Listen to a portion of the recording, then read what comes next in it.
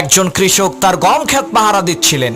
এমন সময় তিনি দেখেন কয়েকটি গরু এসে তার গম ক্ষেত নষ্ট করছে। তখন সেই কৃষক ওই গরুগুলোর মধ্য থেকে মাত্র একটি গরুকে লাঠি দিয়ে আঘাত করেন। কি অবাক করা কাণ্ড!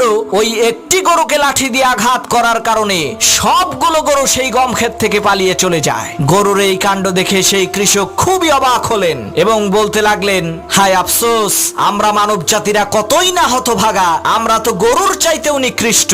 আরে গরু তো বোঝে যে আমার এক ভাইকে কৃষক লাঠি দিয়ে আঘাত করেছে, এর পরের আঘাতটা আমার পিঠে পড়বে, তাই এখনই আমাকে পালাতে হবে। কিন্তু আমরা মানুষ হয়ে তা বুঝতে পারি না। আমাদের সামনেই আল্লাহ তাআলা তার নাফরমান জালেম বান্দাকে গজব দিয়ে ধ্বংস করেন, কিন্তু আমরা মানুষেরা ইতিহাস থেকে শিক্ষা নিয়ে জুলুম অত্যাচার বন্ধ না করে আবার জুলুম করা শুরু করে দেই।